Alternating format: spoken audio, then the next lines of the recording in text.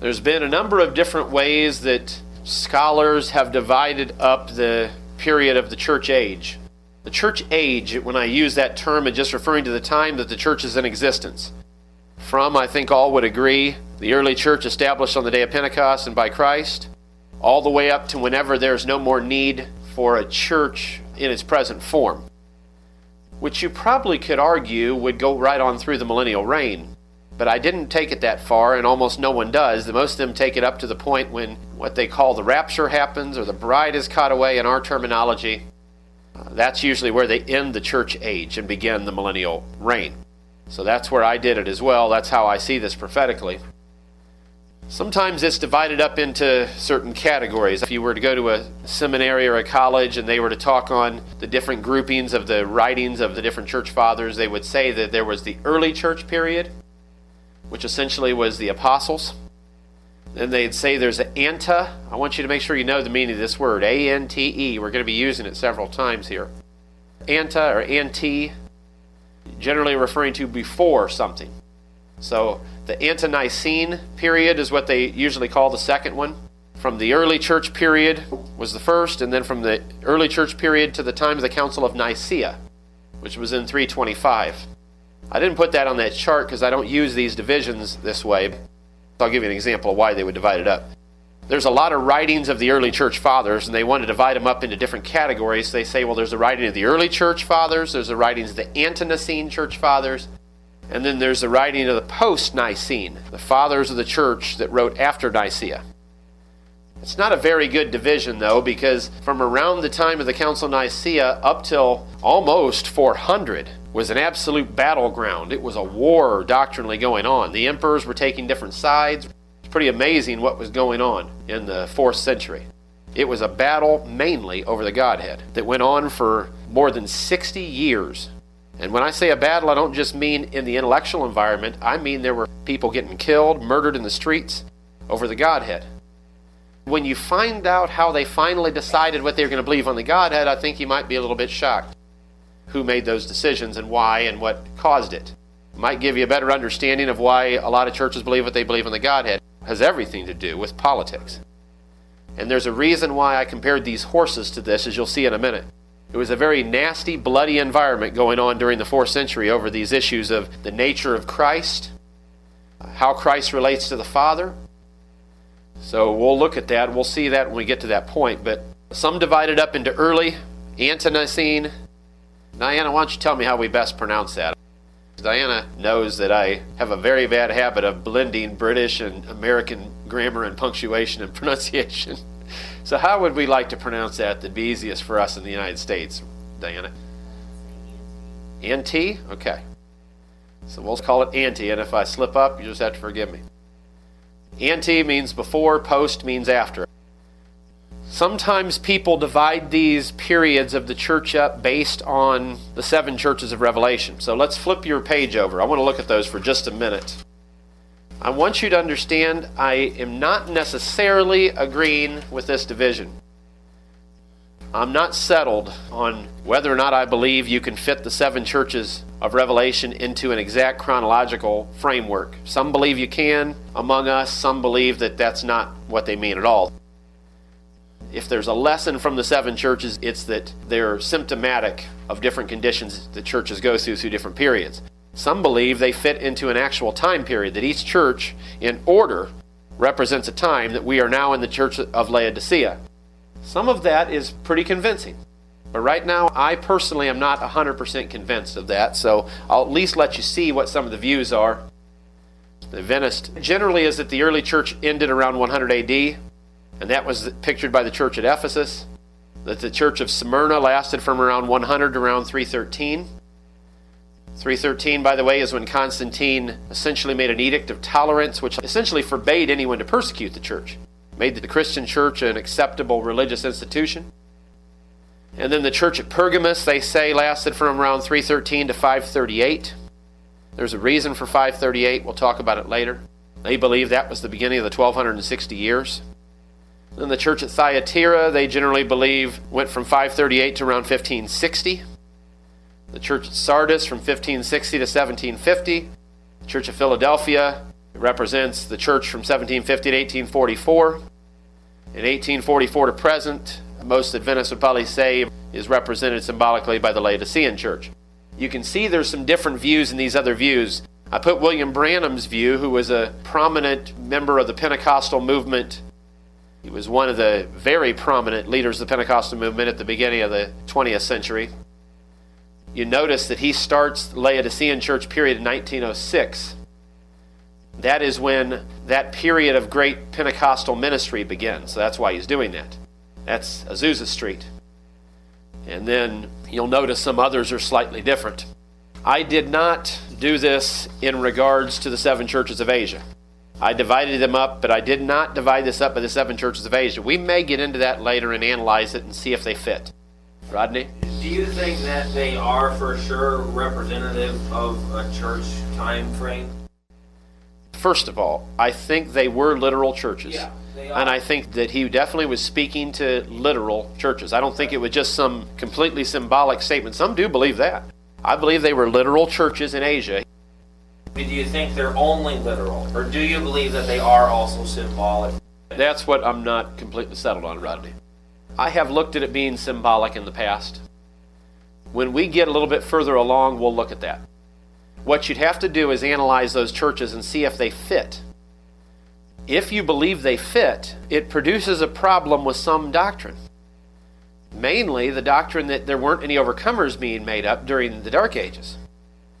Because each one of those churches, he gives a motivational speech, if you will. He gives an encouraging speech to those that overcome in that period. So if you believe those churches were all through the history of the church, spanning that whole period, you'd have to, by reason of simple logic, also agree that overcomers could have been produced during that time. The only other problem is there's some pretty high praise given some of these churches that would have fallen in some pretty strange times that I can't imagine they'd be given any praise to the church unless, and here would be the argument, this isn't talking to the church in general. It's talking to the remnant church. The belief that there always was a remnant. I don't mean they had every doctrine right, but there was always a remnant of people true to the core of God's message, even during the Catholic period and the Byzantine period and so on.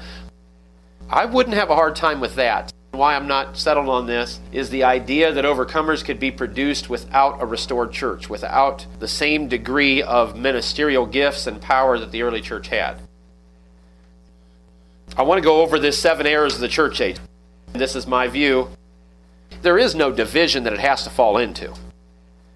It doesn't have to be 7 periods. But this is, I think, maybe one of the best ways of looking at the way the church progressed from one stage to another. That might be the best way to explain it. The first era that I see is the early church, what sometimes is referred to as the early reign period or era. That would have lasted from circa, remember what circa means? Approximately about 30 to about 100 AD. You could be very much more specific with that if you wanted to. You could say that it lasted from the day of Pentecost in 30, if 30 was the right year, 29, 30, 31, up to 95 AD, if that's when you think John died. I tried to be pretty general with the dates. We may get a lot more specific as we get further on in more detailed study of some of these periods, but in this overview, I tried to be very general with the dates. So from about 30 to 100 AD. Now I did divide these up into the first 4 seals of the 6th chapter of the book of Revelation because I do think they fit pretty well into that. I do personally believe that those 4 horses do represent the church and the state that the church was in. The first horse being a white horse, and one was on that horse the crown with a bow, and he went forth conquering and to conquer. I believe that white horse was the early reign church and that Christ was mounted on that church. He was seated on that church. He was enthroned on that church. Does that all make sense? He wasn't always enthroned in the church, I can tell you that for sure. He wasn't always the head of the church in any reality, but he was in the early church. That's the white horse going forth conquering. I didn't put to conquer. That's what I believed is being described as well in the first few verses of the 12th chapter of Revelation, where it describes this woman clothed with the sun, with the moon under her feet, and upon her head a crown of 12 stars. I believe that is synonymous with this white horse, and it's describing the early church in its glory.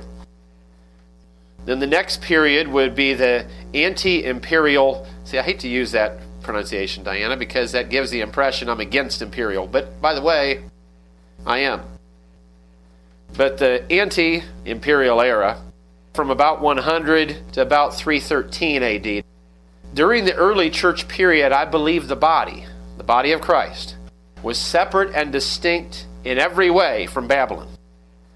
It was pure. It was clean. It didn't mean there weren't impure elements in it, because there's always people that come in the church cause havoc. You could come up with a laundry list, if you will, of people that didn't have the right attitude. Hymenaeus, Alexander, Demas, Diotrephes. You can come up with a list of people who did some bad things, that either left the church or caused havoc in the church during that period. But the church, the order, the apostolic government, that crown that was on the head of the woman was a gold crown. It was pure. It was operating in purity.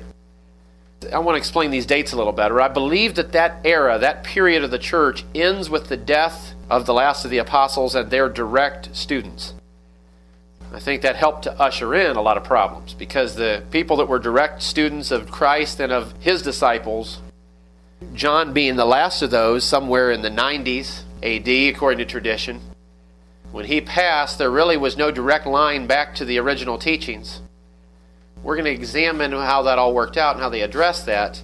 But even Timothy, according to tradition, is believed to have died somewhere in the neighborhood of the time that John died, somewhere before 100 AD. The only apostle that is traditionally believed to have died a natural death is John. They believe he died a natural death. Tradition states every other apostle was martyred.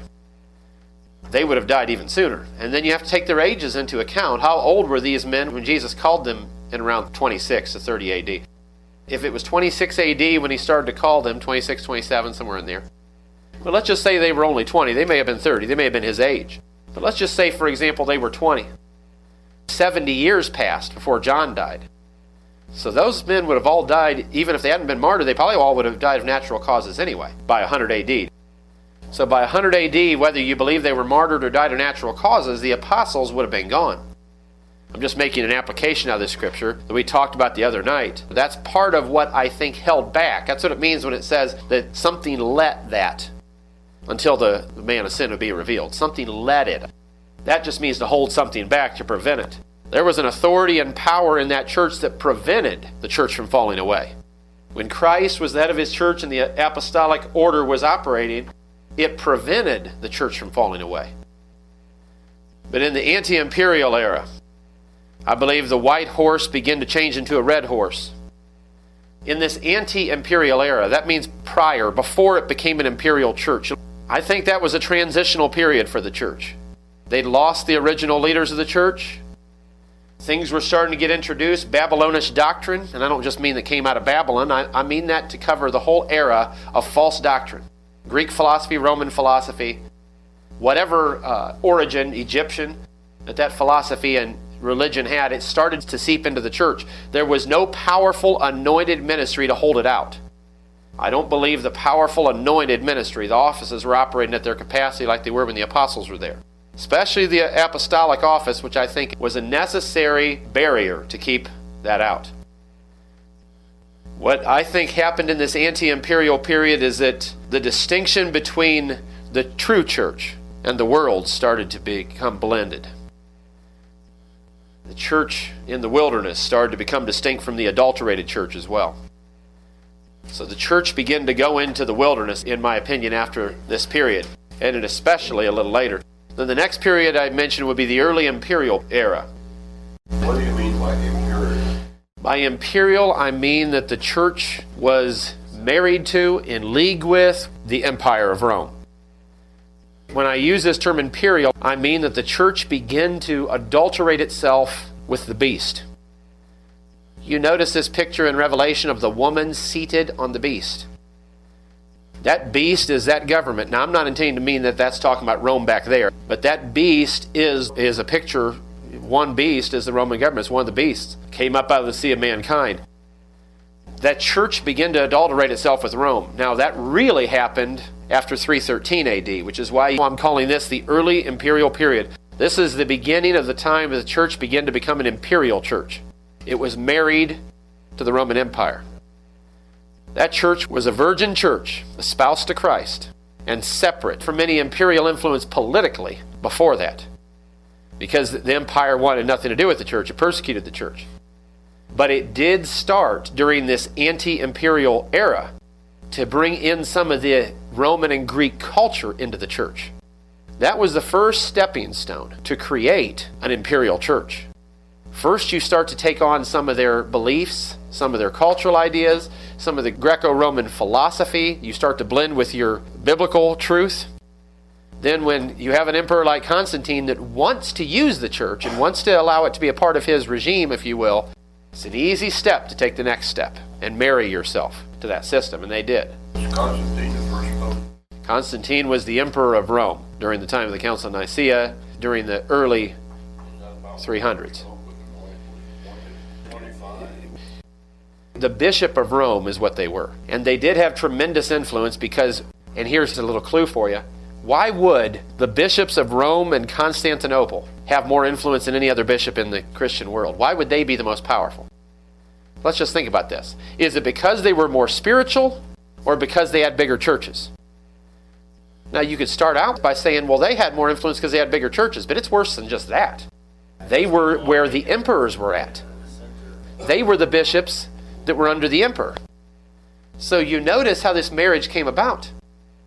Whoever was the bishop where the emperor was at became the most influential, powerful voice. If you were a bishop in Constantinople, the eastern part of the Roman Empire, or you were a bishop in Rome, the western part of the Roman Empire, you became, by right of the fact that you were in the imperial seat, one of the greatest, most powerful bishops. It didn't have anything to do with if you were spiritual. It didn't have anything to do if you had been a great Christian leader. It had everything to do with politics. And here's the transition that we'll see a little later in our history classes. When Constantinople fell to the Muslims, Rome really became the great power in a much greater way than it ever had. Because when that happened, there was no other church that had ever been an imperial center. Now that Constantinople falls, where the Eastern Roman Empire used to be, is collapsed under Muslim occupation. So there's only one place that used to be a capital in Rome, and now it's the Roman bishop. You can see how all this politically happened. But we're going to get into more detail on that later. Even a lot of these doctrines were political. They had nothing to do with biblical truth. Dan? You might get into this later also, but is there one particular act that stands out, or the first act to go? That's why I cut my date at 313. 313 was when Constantine made the Edict of Toleration, which basically was like an ecumenical statement that every religious element is acceptable now. It's amazing how you get after this 100 AD point when John died. How you get from there to, Catholicism as we know it today. Catholicism as we know it today took hundreds of years. Yeah. It wasn't immediate. But what most people in the church are not aware of, and what I find to be woefully lacking in most seminary courses, most of them have no real idea what happened between 70 AD and the Council of Nicaea. There's some things that happened that created the groundwork for why the church became the Catholic Church, Rodney. That's what There was no true Catholic church. They might have used that term every once in a while. All they meant was there's one universal church. There was no true Roman Catholic Church for hundreds of years. There was a bishop of Rome who had tremendous influence. When the emperors of Rome begin to name the bishop of Rome, give him titles and write official letters, statements from the emperor, that he was the one bishop to rule over all other bishops, that's when we start to see the Roman Catholic Church created. The debate is, when did that happen? The Seventh-day Adventists think it really happened somewhere in the neighborhood of 538. And that's when the 1260 years started, and thus it ended in 1798 when Napoleon took the Pope prisoner, essentially, and ended his authority for a period. We'll get into that too later. Was there a Greek Orthodox? Yes, the Greek Orthodox Church, Bruce, essentially was the Church of Constantinople. There's two halves of the empire later. There was the Eastern Roman Empire. There was the Western Roman Empire, which is the Roman Catholic Church, came out of the West. The Greek Orthodox Church, the Eastern Orthodox Church, essentially came out of the East. Its center was Constantinople. The Western Church's center was Rome. Constantinople fell to Muslim forces and went under. Actually, a little later, that was one of the greatest blessings there ever was, because some of those Eastern Greek-speaking bishops and scholars had kept the Bible in the Greek all the way back to when they had received it. had been copying it in the Greek, which is how it was originally written. I mean, the New Testament letters. And they still had it, so when they came into the West fleeing from the Muslims, they brought their Greek manuscripts, and it's what allows us to have access to a Bible that is written off of the original manuscripts. Because Rome changed the way the Bible was written not long after they started doing business. The early imperial period from around 313 to around 606. 313 is when the Edict of Toleration started, and 325 is when Constantine, not the bishops, the emperor, called the first true General Church Council. Now, by no means were all the bishops represented. It was a very small group of bishops that were actually at Nicaea. It was Constantine's, one of his summer palaces is where they met. That should tell you something. It wasn't a church they met in. It was one of the emperor's palaces, and the emperor moderated a church meeting. And he made it pretty clear what his opinions were on the issues, when he was by no means, in my opinion, a true Christian. The church had been falling away by introducing a lot of Greco-Roman thought and philosophy for a couple hundred years. That's why I compare that to the red horse, from the red horse to the black horse. And then the late imperial era is the fourth of these. That's circa from around 606. 606, by the way, is one of the most distinct statements made by any emperor as to the Bishop of Rome being the principal and universal leader over the entire church. That's why I'm using that date. And here's where I'm going to start getting very general in terms of dates, and I'll tell you why. Around the 1500s AD is about where I think this ended. It could have ended even earlier than that, this era. There was resistance and attempts at reformation going on in the church before Martin Luther. There were individuals all the way back even in the 11 and 1200s, 400 and 300 years before Martin Luther, that were doing everything they could, the Waldensians, the Cathari, to live a different type of a life, to separate themselves from that universal church. None of them succeeded, though. They were almost all murdered. Where it really accomplished something was under the men who were reformers during the 1500s, under Luther, Zwingli, and the others during that time period. That's where they finally were able to break loose from that church and begin to try to reform it. The problem with reforming something that is diseased is that if you can't get the disease out, you can't reform it. I don't want to teach on it tonight because it's another subject we'll enter in maybe when we get later into this history class. But the idea of leprosy getting into a house, I'm talking about the Old Testament approach to leprosy under the law. You can get leprosy out of a house, but if for some reason it's so deeply embedded in the stones, the foundation of the house, the foundation and the bones, so to speak, of the house, if it's deeply embedded, you can't get it out. The only final solution was to tear the entire house down and build a new house. They didn't do that. They did one of two things. And we'll talk about this in a lot more detail later too. First, the reformers tried to take the house that was already there and clean it up. That was Luther's goal. He didn't want to leave the Catholic Church. He wanted to clean them up. He wanted to straighten them up. That's why it's called a reformation. He wanted to fix the problem. That didn't work. And he realized they're not going to go his way, so he separated. When he separated, though, he took a whole lot of the furniture out of the house he left. Instead of going off and building a brand new house somewhere and buying your own furniture, and by that I mean buying the truth.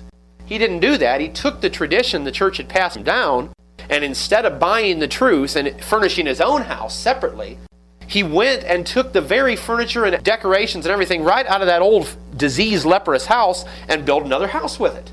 Now, some of the things he built were wonderful, but it was still diseased because he had taken that disease into the new house with him. Imagine if you had clothing and furniture full of lice or fleas or something else. We had somebody stay at our house years ago.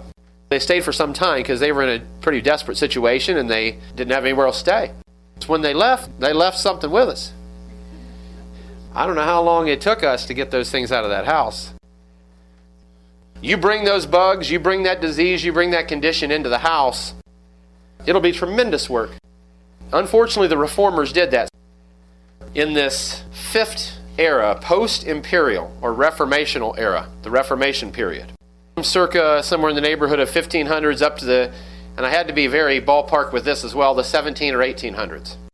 From around the 1500s and the Reformation really got ground. There was already a Reformation going on for hundreds of years. People were trying to live separate from that. But nobody succeeded up until the 1500s, where they really broke loose and started their own church and didn't get martyred and murdered for it. Some of these reformers died, but they were able to establish a separate church from Catholicism. No one else was up to that point inside the West without losing their lives. They murdered the Waldensians in a horrible, gruesome ways. They murdered the Cathari in gruesome ways. Part of what they used the Crusades for wasn't just to get the Holy Land, it was to destroy enemies inside Europe. The post-imperial period, the time of the Reformation, they were attempting to purify and revive, they might not have thought of it this way, but since I'm using these horses, the pale horse. The horse had gone from black to pale under the late imperial period. Pale horse is the horse that is dead. Death and hell followed after the rider on that horse, didn't it? That horse is diseased and dying. And what the reformers tried to do was bring life back into this dying horse. But the problem is, God isn't going to use a pale horse. He's going to have a white horse again. And you can't clean up the pale horse, unfortunately. He's too diseased to be cleaned up. So that's what I think was going on there. And then the Restorational era. Now you notice on the sides, before we start the Restorational era, I had a larger block starting from the anti-imperial era all the way down to the latter church period. And this is a prophetic period I think is described in Revelation 12, among other places, where the woman flees into the wilderness. I did not define when the 1260 days start. We're going to see if we can figure that out as we go along through our Bible study. The most traditional teaching among us has been the same as the Adventist teaching, and that is that the 1260 days started in 538 and ended in 1798. That was the period they believed, the Seventh-day Adventists in particular, believed that the church was under the sway, the wilderness condition that Rome brought it into. I do not necessarily agree with those dates. So we'll talk about that a little later. I also think this period, from the anti-imperial down to the restorational period, describes a time when the dragon was persecuting the woman. The woman is not what the world would think of as the church, the Byzantine or the Roman church. It's the element of the church that is still espoused to Christ and hasn't married herself to the beast, hasn't married herself to some Babylonish element. So I do believe there was a remnant of people down through that period of time, and that's the woman that went to the wilderness. And the dragon persecuted her, the dragon being, of course, Satan, and through the civil powers that dragon exercised itself. The dragon casts forth water out of his mouth. This is out of the 12th chapter of Revelation, the 6th verse to the 17th, are these elements. Like a flood to overwhelm her, and the flood is swallowed up by the earth. Now, I'm not going to teach on that real deeply right here, but I do think there's a picture there of all the false doctrine and everything else that they tried to inundate that church with, that there was an element that did not accept it and wasn't swept away by that flood. And then the dragon makes war with the remnant of the woman's seed. Notice that word, remnant of the woman's seed. The devil is making war right now, and will be even more fiercely in the future, making war with the remnant of the seed of the body of Jesus Christ. And then finally, if you look at, I'm using this as this prophetic example, if you look at Song of Solomon 8:5, this woman coming up out of the wilderness leaned upon the arm of her beloved is the same woman that went into the wilderness in Revelations 12. Now she's coming out of the wilderness, spiritual Israel preparing to cross the Jordan into the promised land. So finally, our last two eras here. The Restorational era is from around the 17 to 1800s to present. You might say the 1800s to present, but I want to go back to the 1700s for the sake of Wesleyan holiness, because that's when that was born, in the 1700s. Wesley lived in the 1700s. The holiness movement, which had as some of its strongest driving proponents the Wesleyan element, brought to birth and really established in the 1700s. The turn of the 20th century, and in that neighborhood, the Pentecostal experience. All these are things that are necessary for restoration. The church has to purify itself and be a holy church. The church has to have the power of the Spirit operating in it. You notice whenever I describe what type of church we have, we're a holiness Pentecostal church. That means we have certain standards of holiness. And then Pentecostal as well. And then the message of the latter rain and the restoration. That's not a message that was always going on through the history of the church. That's something that really began to reach a crescendo in the 18 and 1900s. And we are heirs of that particular message. That message was going on before us. And then finally, the bride message. All those things are necessary for the restoration of the church. So they are part of this restoration layer. I think that lasts from the 17 to 1800s all the way up to the present time. We're under that era right now. And that's the period under which we're trying to restore a white horse order to the church. We're not trying to clean up the pale horse. We've discovered that's not possible. We're trying to build a fresh house with fresh furniture, fresh decorations. Make sure our plumbing line draws in water from third heaven instead of from some sump pump down somewhere or some other place. Some sewer somewhere or some swamp. These other denominations, like you clearly talked about the black horse to the pale horse and rebuilding and not trying to take it from these elements, but these other denominations, when do they believe that they did restore the church? Not what we believe, but when did, was that the 1500s? Dan, they don't teach the restoration message. They don't believe the church needs to be restored. They just think that you needed to get out of that particular church and go to another church and you'd be fine. They don't think that anything needs to be restored. So as soon as they started this Reformation, they basically said they had answers then when someone joined it? Yeah, I'm sure if you ask Martin Luther or some of the others, they would use the same type of terminology maybe we would use in some areas. They'd say we're trying to go back to the teachings of the early church, but that's not what they did. Right. They didn't go back to the Bible alone. They took everything they were comfortable with and carried along with them to the next church. They were comfortable with certain doctrines. They were used to that doctrine. It didn't offend them, so they took it to the next church. They never questioned whether it was truth.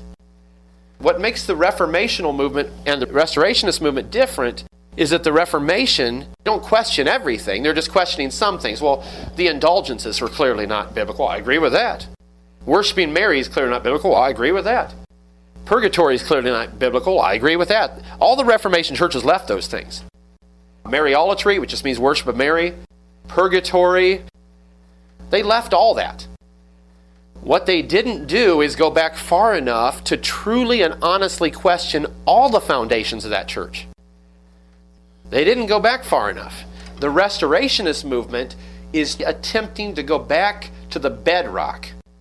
What did the Bible really say? Not what did the church fathers say in Nicaea or Constantinople in the 300s. What did the Bible say?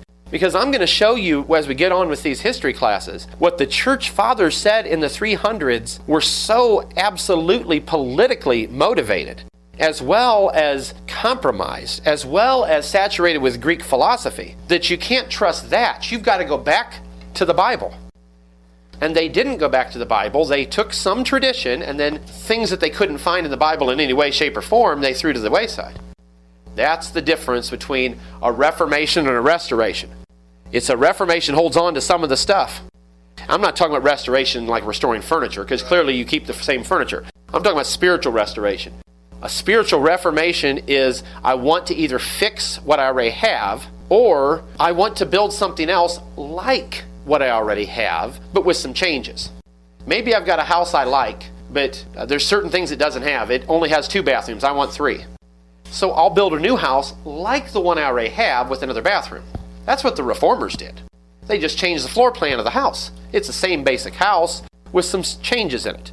A restorationist says, I don't want a house anything like that house. That house is full of leprosy.